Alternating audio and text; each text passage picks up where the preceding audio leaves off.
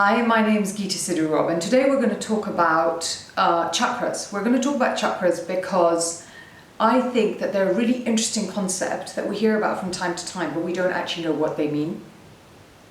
So chakras, which by the way are not pronounced chakras because it's one way to really irritate me. It's actually chakras. It's an Indian word and it means circle. A chakra is a circle. And the reason they're called chakras is because they reflect the activity of that place of energy. Scientific basis for chakras, I don't really know. I think that there's been, that energy has been mapped and that people have found chakras, not found chakras.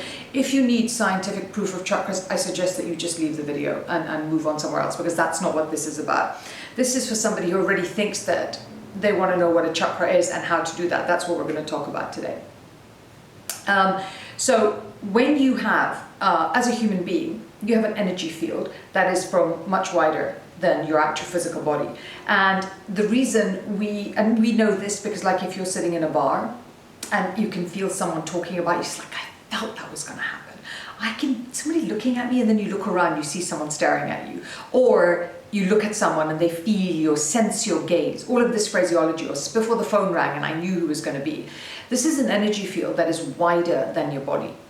And as your energy field comes in towards your body, it becomes denser and heavier, and until it becomes more of a physical aspect, which is this bit that you can touch. Now, chakras run all the way down the body and are the way in which your energetic system actually accesses your physical system. It's just a nice simple way to kind of work it out. And there are 7 main chakras that run through the body. There are minor chakras, they're different kinds, but these are the 7 that really we all talk about, and that's the one that you really need to know. And the first one is at the base, or really at the bottom of your perineum. So the bit between your anus and your vagina and your urinary tract, that bit there, that's the base chakra. You have another chakra that is just underneath your belly button. You have a third chakra which is between your belly button and your breastbone. You have another chakra which is here, which is just just below your throat.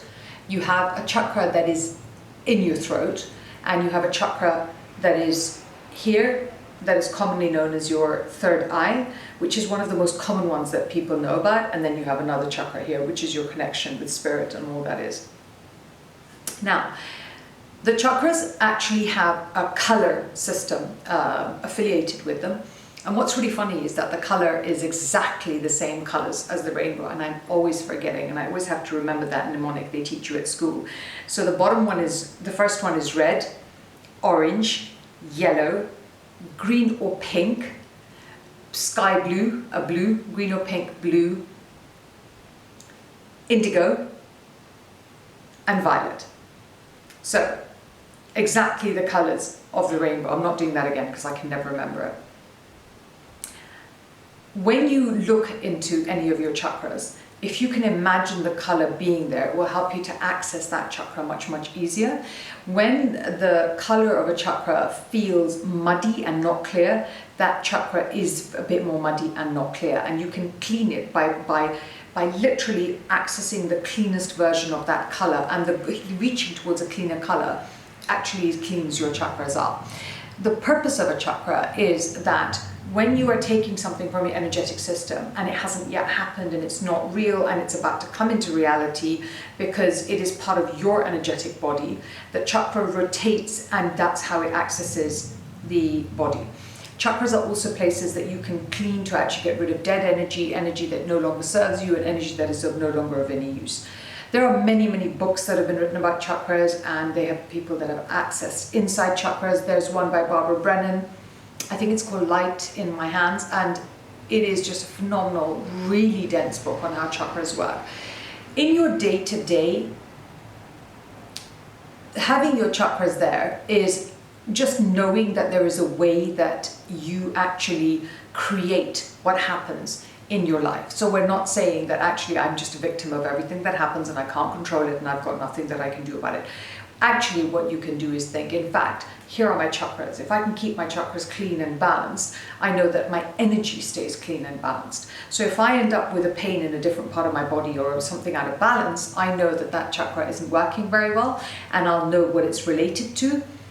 And I'll then think, have I got a problem in that area of my life? So your base chakra, which is the red one, is all about grounding. Your base chakra is about keeping you grounded, keeping you connected to earth, and making sure that you are show up as your fullest self, not kind of a bit sort of hidden, but show up as your fullest self. The next chakra, the orange chakra, is your sexual organs chakra, and it's your sexuality, not just your sexual organs, not just sex. It's about your gender and who and what and where you are as a woman or as a man, depending on how you were born. Your next chakra up is your sacral chakra, and that is all about how you feel attacked, or that's where you would get attacked if you were going to get attacked. So that's why when someone says something mean to you, you kind of go like this, because you kind of try and protect yourself.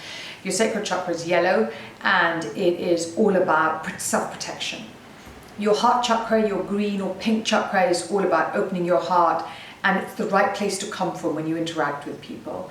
And the cooler, the calmer, the more open that is, the more happy you will be as a human being. Your blue chakra is your throat chakra. It's your chakra of communication. This is the chakra where we find problems when people can't say what they want to say, can't say what they believe, feel constrained not to tell the truth. And when it's a balanced chakra, you can speak your truth easily and calmly with no attachment to what happens. It's just speaking your truth. The third eye, which is the most famous chakra really, I think, is the one which is funny because it connects directly into your hypothalamus and all your hormone activity in your brain. This is the chakra where you can access the feelings of what can and will happen, or your inner seingness, or your soul, and how it functions and what it thinks and how connected it is to you. The violet,